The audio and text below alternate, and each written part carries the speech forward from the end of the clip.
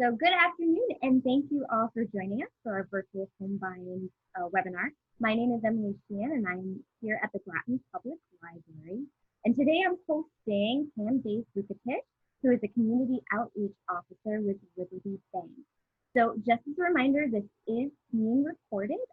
So if you have any technical difficulties, this will be airing on the Groton Municipal Television YouTube channel in the next couple of days. So without further ado, I'll hand it off to Pam. Great. Thank you, Emily. And thanks to the Groton Library. You guys are a great partner with us in hosting lots of different programs to try to help everyone get a better education on their finances. So today's session is just going to be an overview on some things that you should know when going to buy a home. And during the course of the program, if you have any questions, if you write them in the chat, Emily will read them and we'll try to answer them. And if there's something that I don't cover that you're interested in, or that maybe I went over too quickly, at the last slide, we're going to have our contact information, Emily's contact information, mine, and one of the loan officers at Liberty Bank, Peter Gansey's information will be there, so that if you want more detail, you can contact any one of us, and we will either help you or direct you to who can help you. And we'd love to get feedback as well about additional programming that you may be interested in. So let's get going. So today we're going to quickly go over some of the different steps that are necessary when buying a home. The first step, getting ready, is really all about deciding, is it time for me to buy a home? And is this something that I can even consider right now? Or do I have a lot of work I need to do before going out searching for my dream house? The second step is figuring out the financing. How am I going to pay for this home that I want? And what are the best options and programs available to me? Then you get to go with a realtor, which is the really fun part, and shop around and look at homes. And with all of the COVID things going on now, a lot of things are done virtually. So you can even shop for your home in the convenience of your place that you're living currently. And then the last step is actually buying the home and closing and all of the costs and things. And last but not least, very important step that a lot of people forget about because you get caught up in the excitement of buying your home is that you need to think about maintaining your home. So with the new home comes lots of great projects that some you are excited to do, others you have to do. And so just thinking of how you're going to afford that in the future and having a plan to handle any surprises that may come up. So getting ready to buy your home, the first thing that you really want to consider is your budget. You want to sit down and look and see what current expenses you have, how much money you spend on your current rent, or if you're currently have a mortgage, what that mortgage payment is. You want to write everything down and look and see if there's things that maybe expenses you can reduce currently. If you can take $100 off of your cable bill right now, you know, that would be a great help for you. If you can look and see, are you spending too much money going out to dinner? Are you spending way too much money on your light bills? Maybe there's just different things that you can look at and really start to whittle down some of those expenses so you have extra money to go towards your new home. And then you want to look at all your sources of income and start to look and see if you have the proper documentation. You want to make sure you've done your taxes and you have a couple years of tax returns available for you. Keeping your pay stubs. I know a lot of pay stubs now are just done online. You don't have a paper version, but if you're still getting paper, making sure that you have those easy to find. Looking at how much money you're actually able to save every month. Maybe some of that money would go towards your new home, or maybe you need to increase your savings so that you can have that emergency fund. So there's different tools available that you can get. You can, when it comes to budgeting, we use a lot of times the FDIC Money Smart program, which you can go right online and use their budgeting class. But we also do programs right at the Groton Library concerning budgeting. We usually at least have one a year, so keep your eyes open for that. And then there's agencies like TVCCA and other HUD-approved agencies that you can go to that will actually sit down with you and help you work on your budget. Actually, Pam, do you have time for a quick question? Sure. So somebody asked, when applying for a mortgage, will my Social Security disability count as income? Yes, that's a great question. So when you're going through and getting all of your sources of income, all the income that you're receiving on a monthly basis is going to help it go towards your monthly income that's going to qualify you for your mortgage. So if you're receiving Social Security disability, that monthly income would go towards your mortgage. If you're receiving child support, all different sources. If you have two jobs, if you have your main job that you work at 9 to 5, but you work, 3 nights a week, and you've been doing it for, consistently for a couple years as a waitress, and you have income from that, that can all go towards helping you meet your income goals. So yeah, definitely keeping track of all the money that you have coming in is very important. So the next thing you really want to look at is your credit. A lot of times we don't think about our credit until we need to make a big purchase and we might want to get a loan. Really, you should be looking at your credit right now. And on this slide, it has annualcreditreport.com. That's a spot you should go to and print out your free credit report. You want to pull that up right now, and in case there's mistakes on there, you have time to get those fixed before you actually apply for your mortgage. So if you go into annualcreditreport.com, it will have the 3 credit bureaus available. You can just pick one. You don't have to get your report from all 3. It'll be free. Usually it's once a year you can get a report from each of the bureaus. But during this COVID period right now, the credit bureaus are allowing you to check your free report weekly. So I don't know why you would need to check it weekly. That seems like a lot, but if you wanted to check it 1 month and then pull it up again the next month, you can do that without any charge to you, and it will not hurt your credit at all.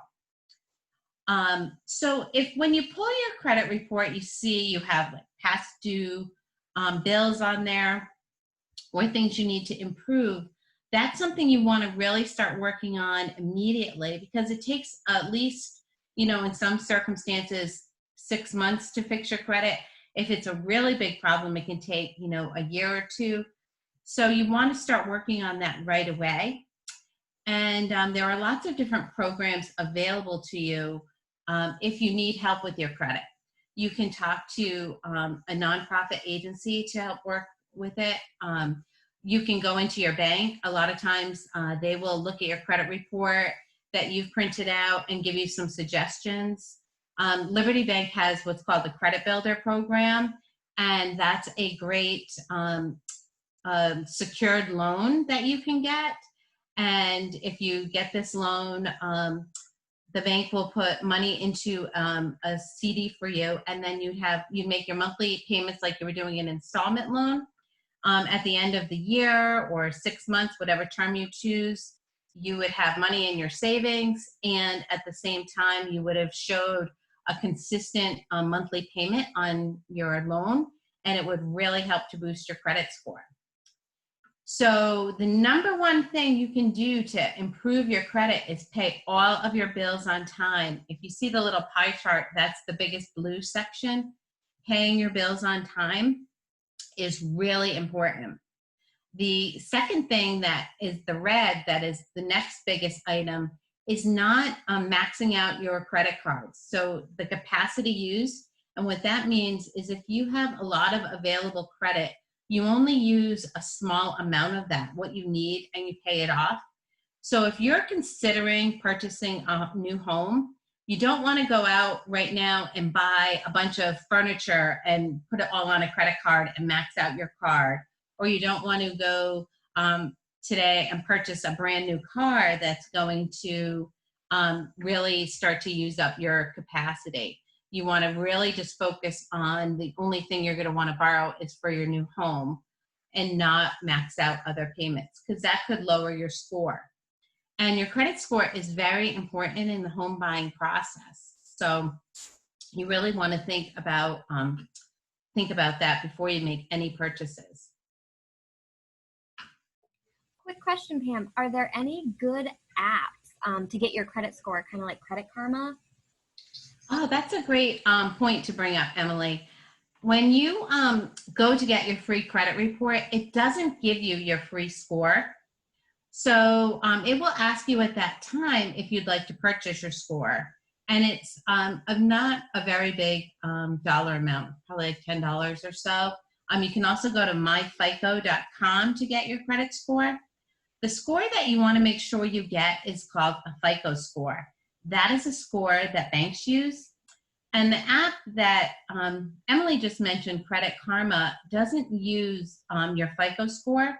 So that score could look higher than the score the bank is going to use and can be a little misleading. Usually to get a mortgage, you want to have your score at least at a 640, but keeping in mind that the higher your score, the more programs you're eligible for. So if you can get your score to 660, that puts you in another category to get some other loans and grants, especially for first-time home buyers. And then, if you can get in the 700s, the higher your score, the better your interest rate and the more programs that you become eligible for. So be very careful when people say they can get your score, you see an app or a program online. Just remember that there's nothing is really for free. So if they say it's free, they probably want a lot of your personal information, which maybe they'll sell to somebody else, or they might not be giving you the score that you really need. So really do your homework and be careful. But annualcreditreport.com is a very trusted site to use.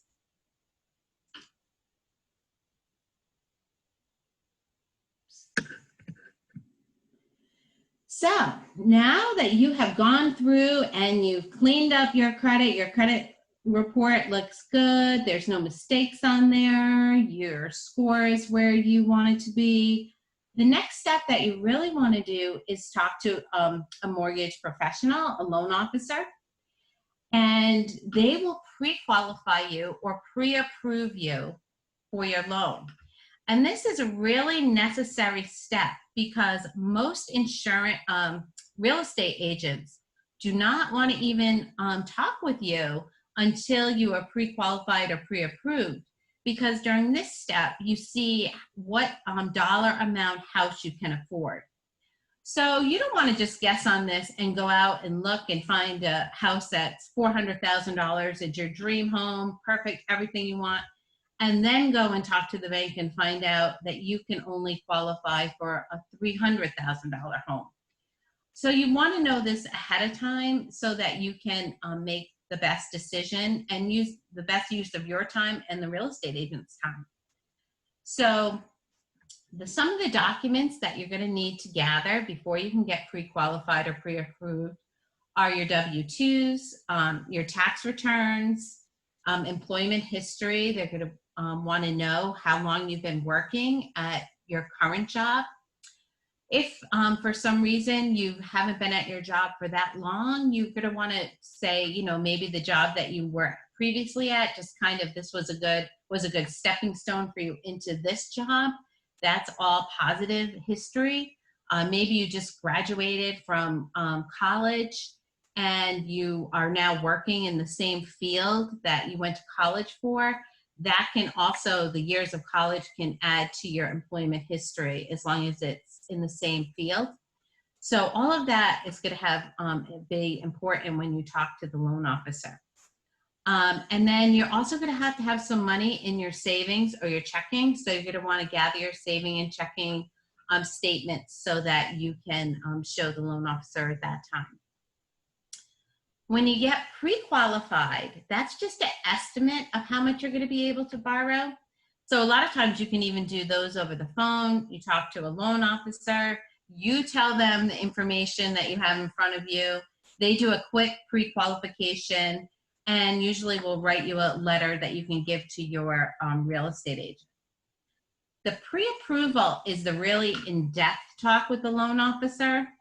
And that's really a great thing for you to do, because then you give them all the paperwork. They get to see it firsthand, really analyze all the data, and then you go over with them all the different options that are available to you. And then you get a commitment from your lender at that time under different conditions of the dollar amount of a loan, a mortgage that you could be qualified for or approved for. So the pre-approval holds a lot more weight when it comes to a real estate agent. And now there's such a demand for certain homes in different areas that if you're pre-approved, you have a much better chance of getting, the bid that you put in on a particular home, as opposed to somebody who hasn't even talked to their bank yet.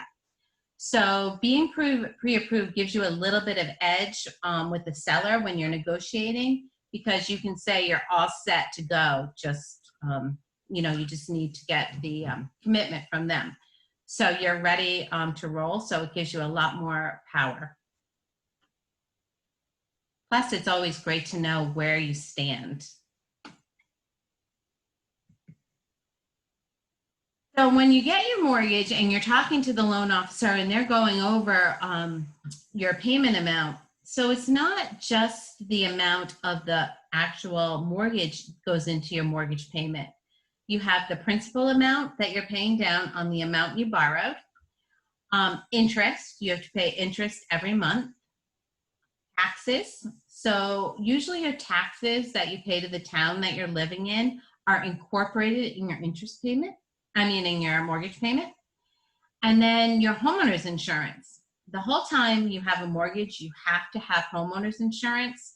And depending where you live, you may need to have flood insurance as well. And that is really important. It's important when you don't have a mortgage too, but it's a requirement when you do have your mortgage. So all those components get added in together and comprise your mortgage payment. You're also talk with your loan officer about the different types of loans that are available. There's a fixed rate mortgage, which everyone is very attracted to right now because rates are so low that if you lock into your mortgage rate right now, a fixed rate does not change for the 30 years that you have your mortgage payment. So the interest rate will stay the same. It doesn't change.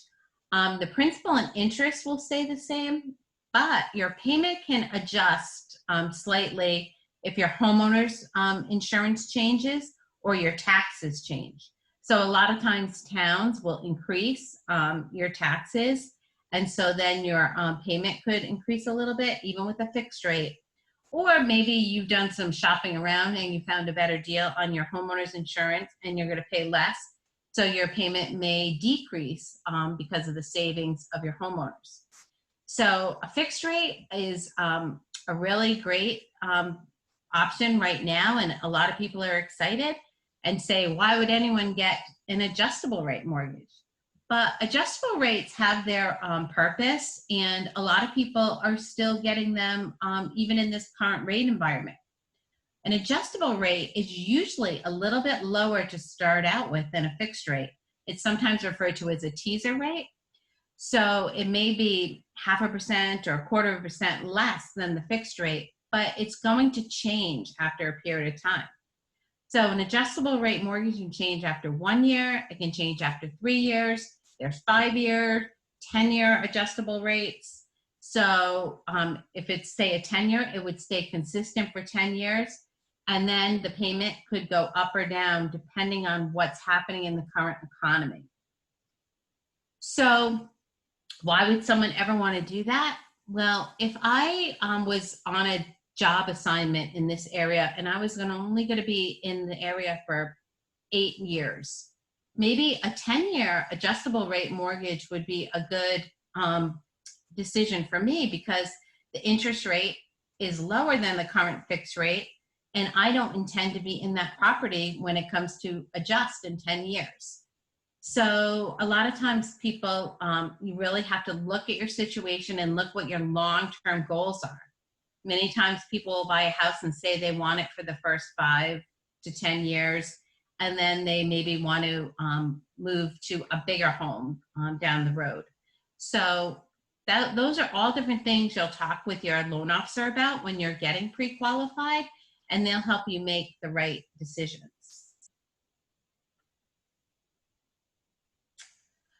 There's also a lot of available programs, and this is one of the things that I feel is really, really important to talk to you about.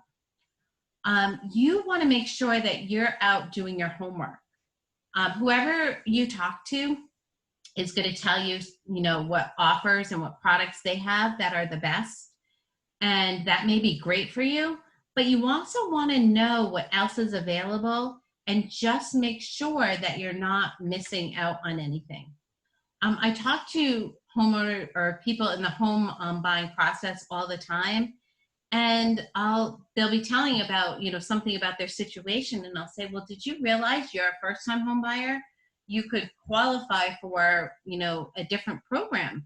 And they might say, oh, the broker I talked to didn't mention that. Well, not every place offers the same products. So it's up to you to do your research. There are a lot of programs out there, the down payment assistance. So if you don't have a full 20% to put down in your mortgage, there may be programs available that will help you with either a grant. The Federal Home Loan Bank of Austin partners with a lot of local banks, and they offer a program called Equity Builder, and that's a grant. Like, you can get, say, $10,000 that you don't have to pay back, that can go towards buying your first home. And there's a lot of other ones out there. An agency called Housing Development Fund. A lot of places partner with them, and they have Live Where You Work. So if you're living in the same town that you're buying your home in, you may qualify for a down payment assistance loan, which will help you purchase the home if you don't have that 20% in your account. There's things to help with closing costs. People forget that you need, thousands of dollars just to close your loan. First-time home buyer programs, there are a lot of them out there. A lot of people are familiar with CHFA. First time, there's also a lot of places have their own programs for first-time home buyers. And then sometimes there's programs to help people in different professions, loan programs, and grants as well. So you want to do your homework, talk to people, find out what all these great things are, so that, and see if any of them you can qualify for. Because once you close on your loan, it's too late then to go back and do that. Just for people who want to know, a first-time home buyer just means you have to not owned a home for 3 years. So if you owned a home at one time and then for some reason sold it and then lived somewhere else for 4 years, you can be a first-time home buyer again and qualify for all first-time home buyer programs. So just quick question on that, Pam. So age doesn't matter then when it comes to being a first-time home buyer? Right. Yeah, that's a great point. Yeah, so somebody can be, any age and be a first-time home buyer. So I just had a woman today, her daughter was had called. She was helping her mom fill out an application, and she was buying her first house, and she was in her 60s. So that she was very excited, but yep, age does not matter when you're a first-time home buyer.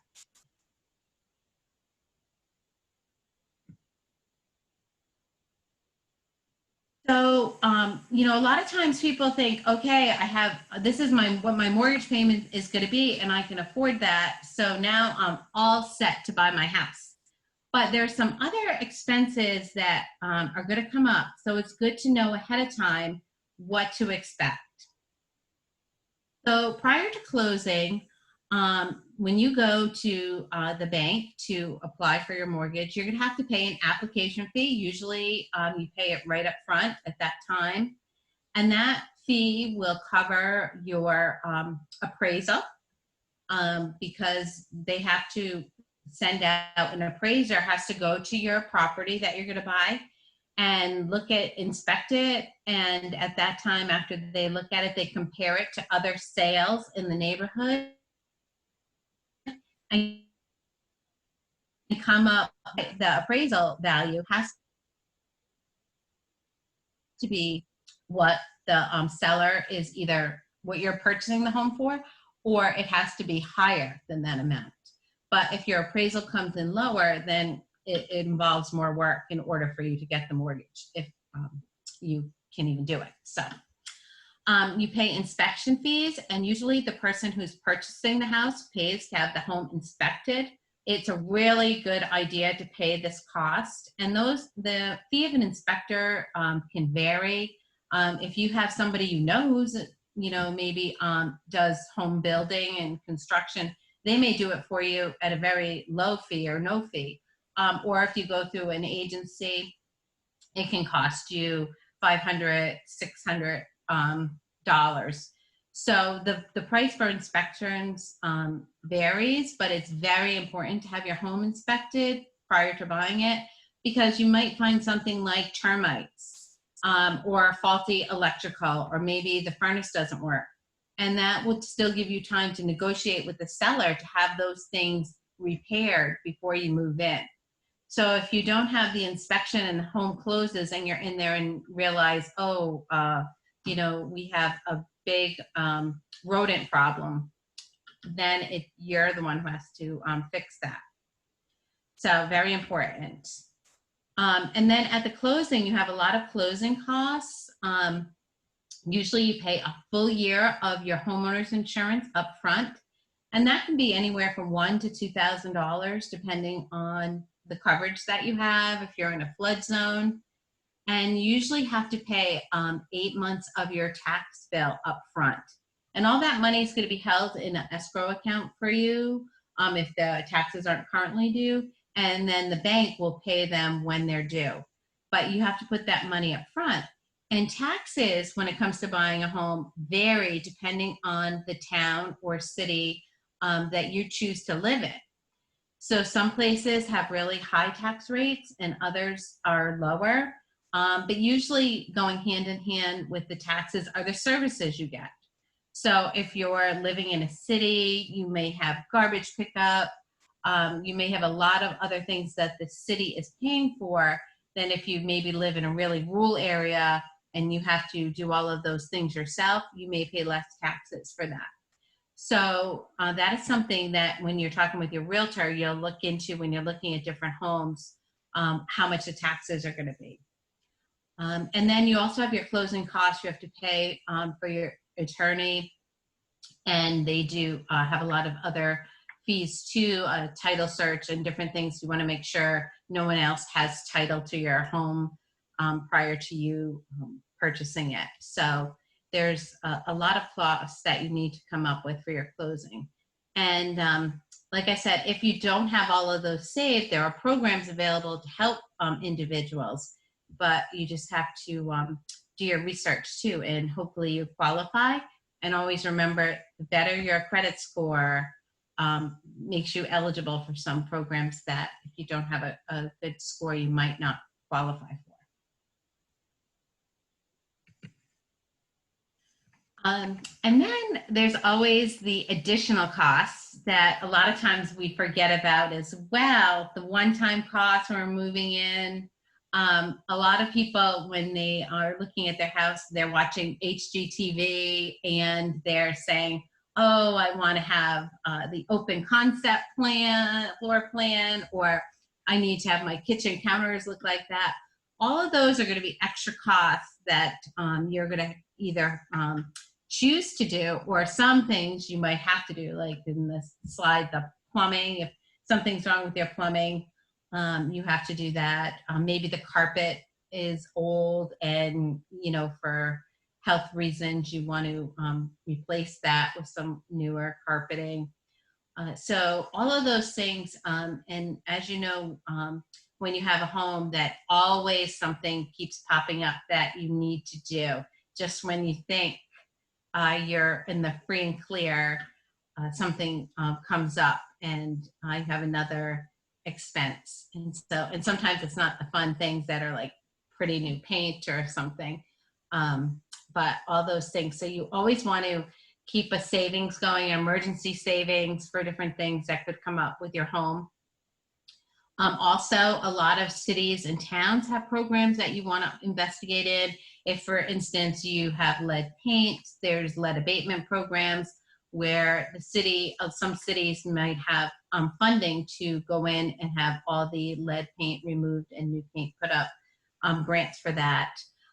Or if you have a major problem with your home, a lot of times there might be different programs available where, payment plans and things, but definitely do your research on that and make sure that whatever you're finding is a good deal for you.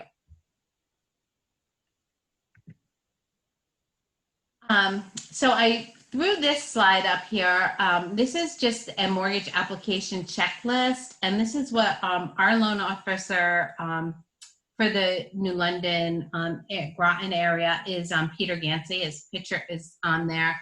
But this is an application checkoff list sheet that he has. And it's pretty much a lot of the things that we talked about a few minutes ago, but it kind of goes over some of the things that he would need for you to have in order to get pre-qualified or pre-approved actually for the loan. So these are things that you can start to put together and keep in a file in a folder so that you have all of your paperwork ready to roll when you are interested in getting that home of yours.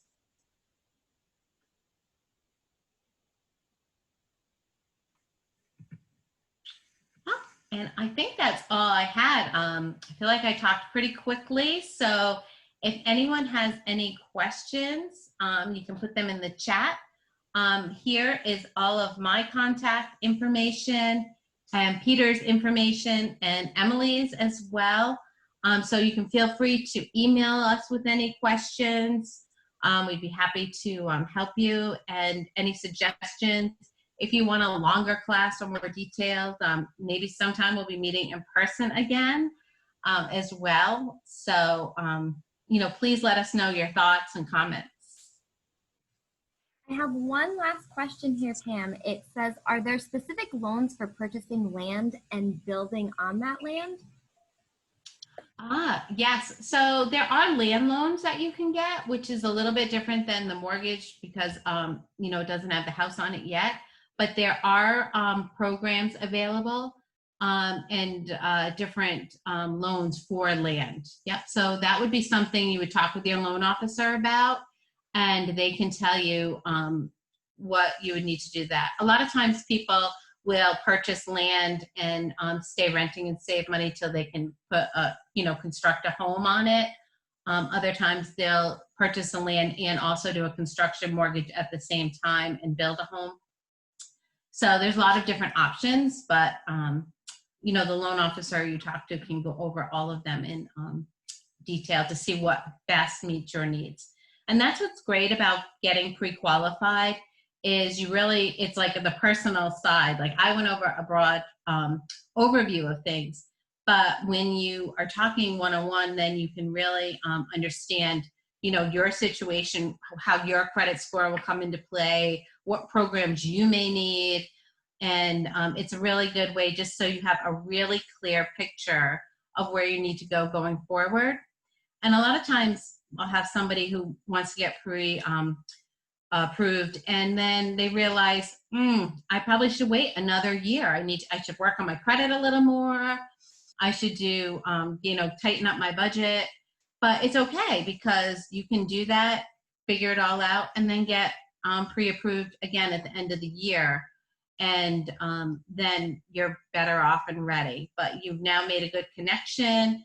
maybe the bank has programs that could help you, like a secured credit card or something like our credit builder program, that could help you get ready for the purchase. So it's always good to have start building your team right now, and having people that you can call and work with, even if the process, if you're not ready to buy in the next month or two, it's still fine to get the ball rolling and kind of know where you stand. Well, perfect. Thank you so much. I think you answered a lot of the questions that were asked. So thanks again. And like Thanks for having me. Of course, like I mentioned earlier, we will have the recording available. This will be emailed to all of our participants, and it will be available on the Groton Municipal Television YouTube channel. So thanks again, Pam. Thank you.